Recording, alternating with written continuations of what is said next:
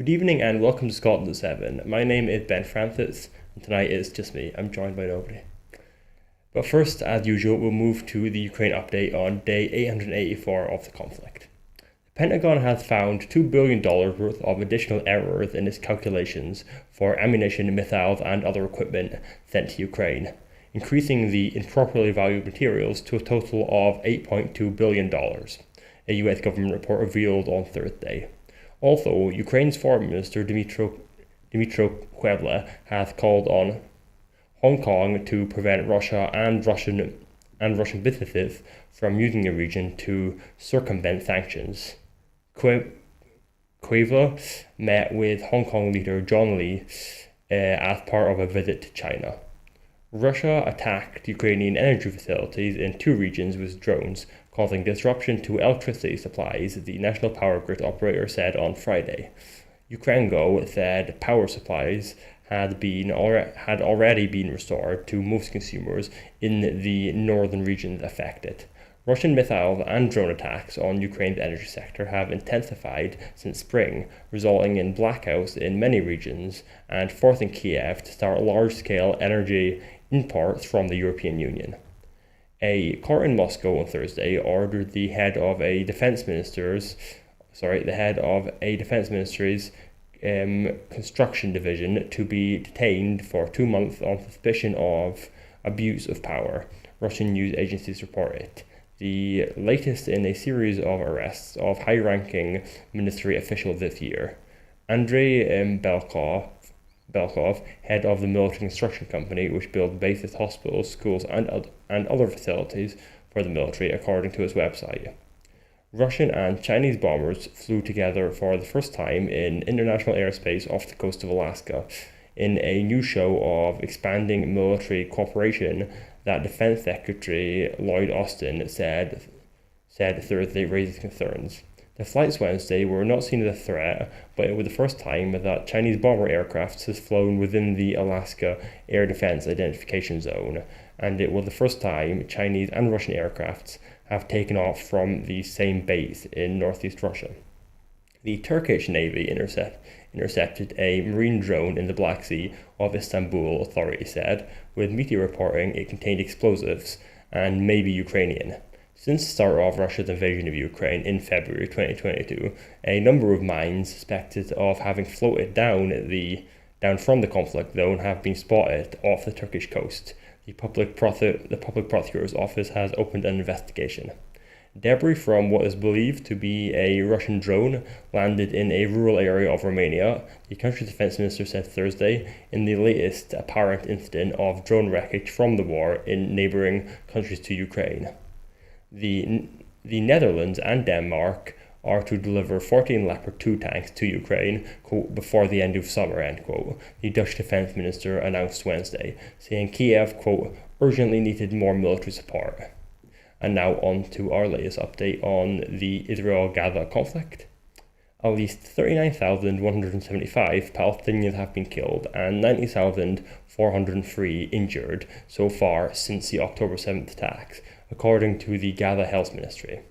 An Israeli official has criticized US Vice President Kamala Harris, the presumptive Democratic Party nominee for presidency, after she said it was time for the war in Gaza to end, given the suffering being caused by the fighting.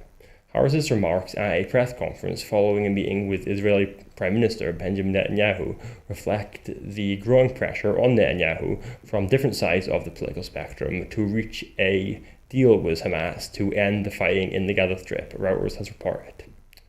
Also, the United Kingdom government today said it would not proceed with its efforts to question whether the International Criminal Court, ICC, has jurisdiction to issue arrest warrants for Israeli Prime Minister Benjamin Netanyahu and Defense Minister Yoav Gallant.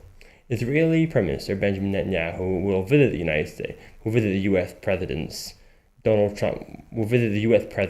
Trump at Trump's Florida. The former US President Donald Trump at Trump's Florida resort today, a meeting that could ease recent tensions between leaders who forged a close alliance during Trump's term in the White House. Netanyahu's visit to Trump the Republican nominee in the 2024 US presidential election, come a day after meetings in Washington with Democratic President Joe Biden and Vice President Kamala Harris, who is basically assumed now to be running against Donald Trump in the election.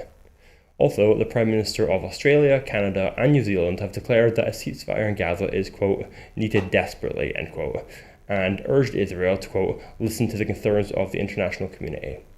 In a strongly worded joint statement issued today, the three leaders said they were, quote, gravely concerned about the prospect of further escalation across the region, including between Hezbollah and Israel.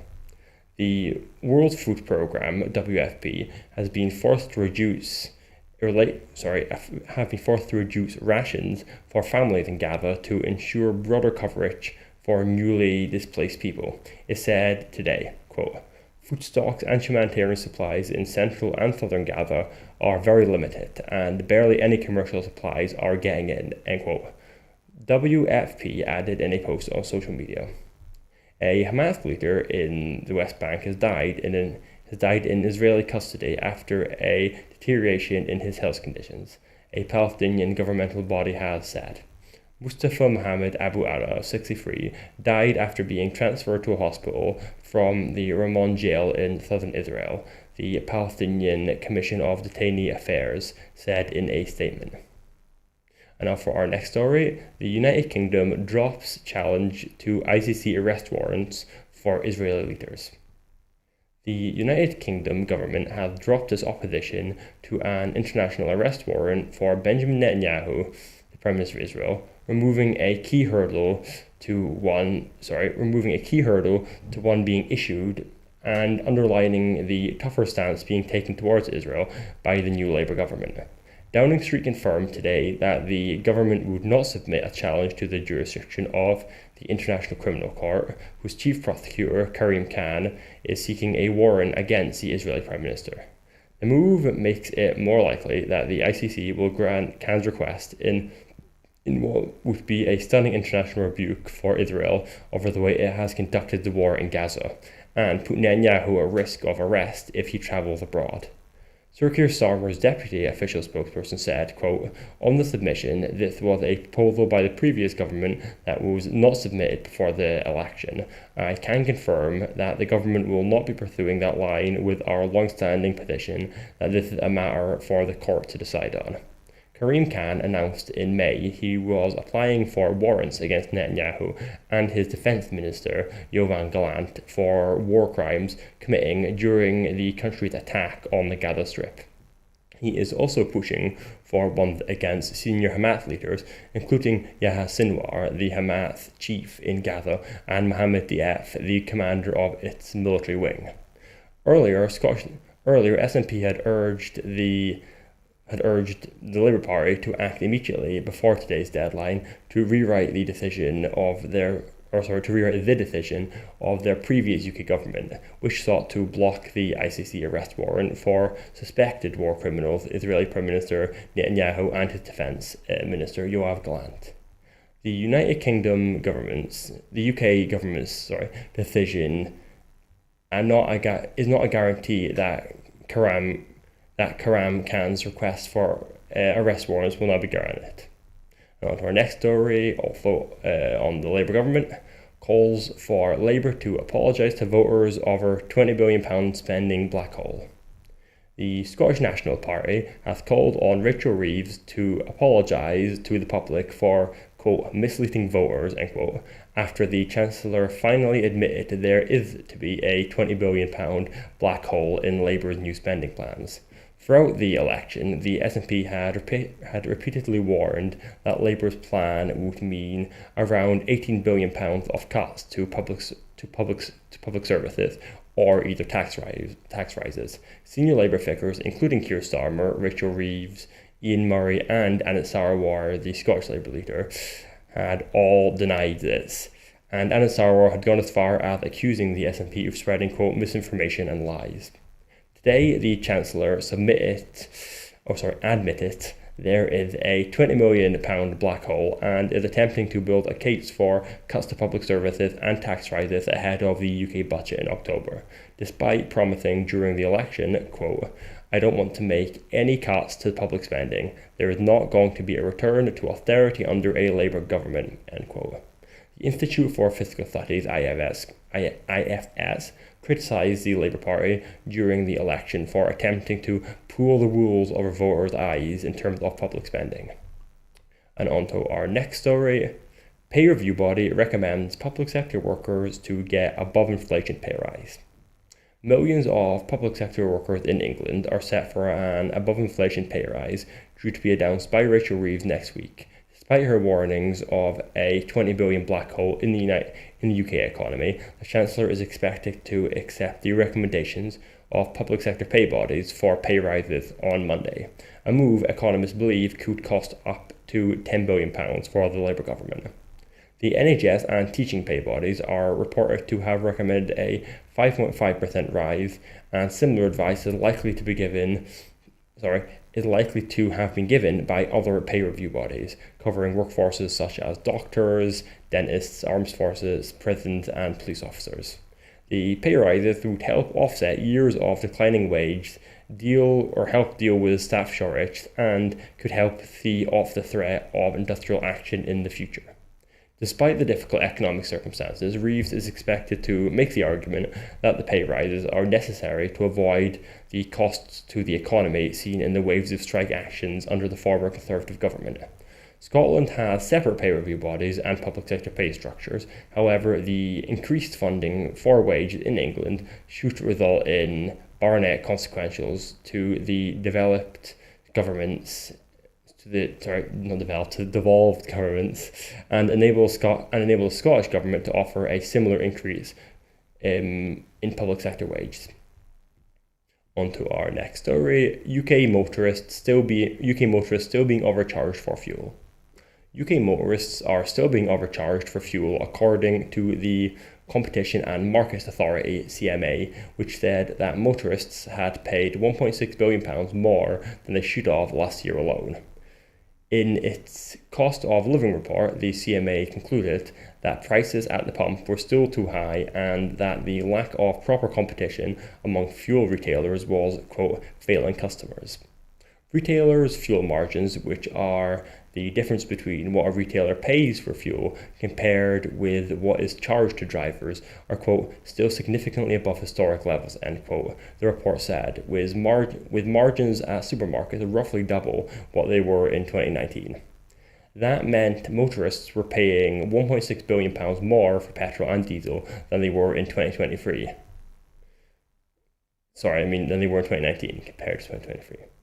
The CMA said, a £700 million jump from £900 million in extra charge in 2022. The CMA said it reinforced the need for a legally binding fuel finder scheme, which would give drivers access to live station-by-station road fuel prices on sat-nav, maps, apps, or fuel finder apps. And on to our next story on the Olympics. French rail network hit by arson attacks ahead of Olympic opening ceremony. Prosecutors have opened a criminal investigation after saboteurs attacked France's high-speed railway network in a series of, quote, malicious acts that brought chaos to the country's busiest rail lines hours before the Olympic opening ceremony. The state-owned railway operator SNCF said arsonists targeted installations along high-speed TGV lines connecting Paris with the country's west, north, and east, and traffic would be severely distributed across the country into the weekend. Quote, this is a massive attack on a large scale to paralyze the TGV network, the SNCF said, adding that many services would have to be cancelled and problems would persist on Saturday and Sunday. The Paris public prosecutor, Laura Bacau, sorry about the pronunciation, I don't think it's right, but there you go, said a formal investigation had been launched into, quote, deliberate damage of property likely to harm the fundamental interests of the nation, end quote, and criminal association. There was no immediate claim of responsibility, but news agencies cited intelligence sources as saying the same arson methods had previously been used by extreme left groups. In September, responsibility for near identical attacks that caused travel disruption in northern Germany was claimed on a far left website. The national train operator hath urged all passengers to postpone their journeys if possible. Services had resumed by mid-afternoon, although with significant delays on all affected lines. The worst affected route to the southwest was able to run one TGV line in free. Several Olympic fixtures, including football matches, will be taking place in stadiums outside of Paris, including Nantes and Bordeaux. The travel plans of about 800,000 French holidaymakers will be disrupted this weekend. Eurostar trains from London to Paris have also been affected, with scenes of chaos outside many London stations. And on to our next story on Kamala Harris. Kamala Harris said she will not be silent on the suffering in Gaza. Kamala Harris, the presumptive Democratic presidential nominee, has pressed Israel's Benjamin Netanyahu on the, quote, dire humanitarian situation in Gaza in talks that she described as frank, adding, quote, I will not be silent. In comments that were closely watched for signs of a shift from Joe Biden's policy approach, the U.S. Vice President said after a meeting, quote, what hath happened in Gaza over the past 9 months is devastating. The images of dead children and desperate hungry people fleeing for safety, sometimes displaced for the second or fourth time. She acknowledged that, quote, Israel had a right to defend itself, and denounced Hamas as a brutal terrorist organization that triggered the war and has committed, quote, horrific acts of sexual violence, end quote. But she made clear that how Israel defended itself mattered, adding later, quote, we cannot look away in the face of those tragedies in Gaza. We cannot allow ourselves to become numb to the suffering, and I will not be silent. She called for the establishment of a Palestinian state and for Netanyahu and Hamas to agree a ceasefire and hostage release deal to end the war. She said the war, she said, had led to the death of far too many innocent people. Quote, as I just told Prime Minister Netanyahu, it is time to get this deal done, end quote, she said. Barack Obama has endorsed Kamala Harris as the Democratic Party nominee for U.S. President today, meaning the Vice President has now won the backing of all the parties politically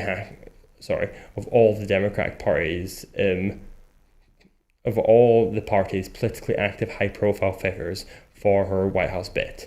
The former president had conspicuously withheld his endorsement in the immediate aftermath of Joe Biden's decision to withdraw from the campaign and was initially believed to favor an open nominating contest at next month's Democratic National Convention in Chicago.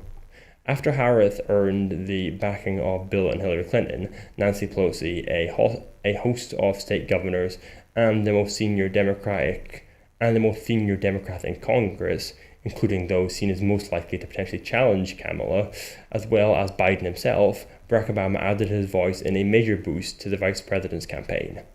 The 44th president was joined by wife Michelle, the former First Lady, in a phone call with Harris that was filmed and released by her campaign today. And on to our next story. Third license application for drug checking service submitted. An application has been submitted to the UK Government Home Office for license for a drug checking pilot to be established in Glasgow. The Glasgow Health and Social Care Partnership Service would be based at a hub on the same site as the UK's first safer drug consumption facility, which is scheduled to open later this year. The Glasgow Drug Checking Service would allow dependent drug users to submit a drug sample, which will then be tested to identify the substance. HSCP staff at the site will then be able to provide specific health and harm reduction information directly to people who have come in.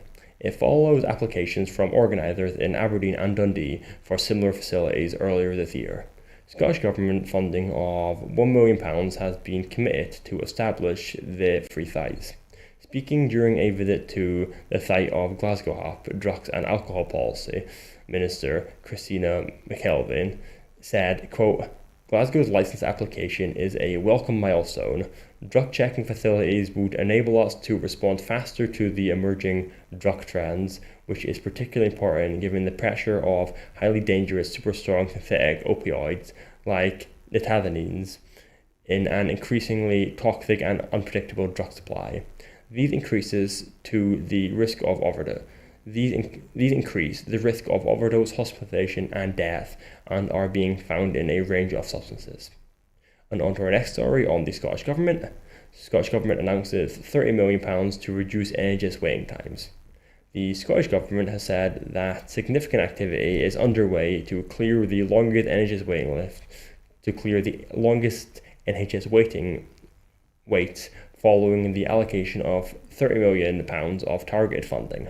The funding has been allocated to specialty areas where it can have the greatest impact against the longest waits. This includes cancer, dermatology, and diagnostics. It is estimated that £30 million, initially announced in April, will help boards across the country deliver around 12,000 additional procedures, 40,000 extra diagnostic procedures, and 12,000 new outpatient appointments. Activity levels will increase over the coming weeks, and the Scottish Government say that they will work closely with boards to support delivery. Speaking on a visit to Nineworld Hospitals in Dundee, which I can't pronounce, in Dundee yesterday, Health Secretary Neil Gray said, quote, "This initial investment of £30 million will target reductions to national backlogs that built up throughout the pandemic. This is all part of our programme to tackle waiting times, including waiting lists for orthopaedic treatment and diagnostics for cancer." Quote, "Together, our actions will help Scotland's NHS maximise capacity, build greater resilience, and deliver year-on-year reductions in the number of patients who have waited too long for treatment. The number of people waiting over 2 years for a new outpatient appointment is down by more than half in the last 2 years, and we want to build on that progress." And on to our next story on the Scottish Government as well. Scottish Government announces clinical trial partnership in pioneering research into kidney disease. Clinical trials to accelerate research into treating chronic kidney disease will be strengthened as a result of new partnership between the Scottish Government, academia, and industry. NHS Scotland, AstraZeneca, and the universities of Dundee and Glasgow will work together on new medicines to slow the progression of chronic kidney disease, reducing the risk these patients might need dialysis or kidney transplants.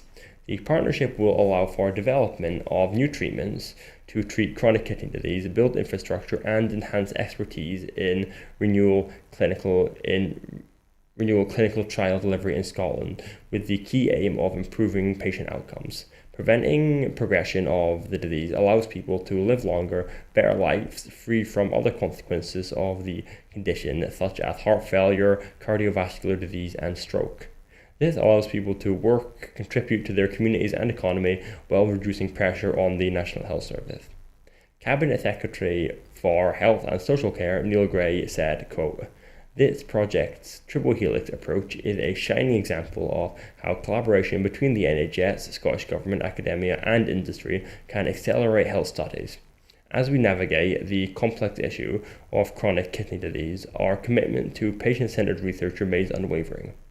Together, we can advance targeted studies into medicines that slow progression of the disease and reduce the need for dialysis or transplantation, strengthen our workforce through dedicated research fellows and specialised training, provide greater opportunities for patients, and enable Scotland to attract and deliver more innovative trials." On to our next story. Caithness, Flow County gets World Heritage status. Caithness. The Flow County in Caithness and Sutherland has been granted World Heritage Site status by UNESCO's World Heritage Committee. It joins Scotland's 6 existing WHS, the Neolithic Heart of Orkney, New Lanark, the Anatolian Wall, the Old and New Towns of Edinburgh, and the Forth Bridge, which were all awarded the designation for their cultural heritage, and St Kilda recognised for both its cultural and natural importance. The bid for WHS designation was led by the Flow Country Partnership and was considered at the World Heritage Committee's 46th annual meeting, this year held in New Delhi, India. Acting Net Zero Secretary Gillian Martin said, quote, "This is a truly momentous day for Caithness and Sutherland, and indeed Scotland as a whole." Quote, The Flow Country is an area of truly outstanding natural beauty, and its diverse ecosystems and peatlands are a vital part of our efforts to combat climate change and nature loss. This new global prominence will help preserve the area for many generations to come. Well, that's all I've got time for this evening, but just before I go, I want to remind you that at Broadcasting Scotland, we depend on the generosity of our supporters. Our programmes will always be free to view, but if you can afford it, please donate. However, if you can afford £5 a month, please consider becoming a Broadcasting Scotland supporter. To everyone who has donated and to everyone who has signed up to make a regular monthly payment, thank you very much. Right now, we urgently need to increase our donations if we are able to pay our bills. We face costs of over £4,000 every month, and our income is just over £2,000 a month, and we are now facing mounting debt. Please donate whatever you can afford. So, goodbye and thank you for watching.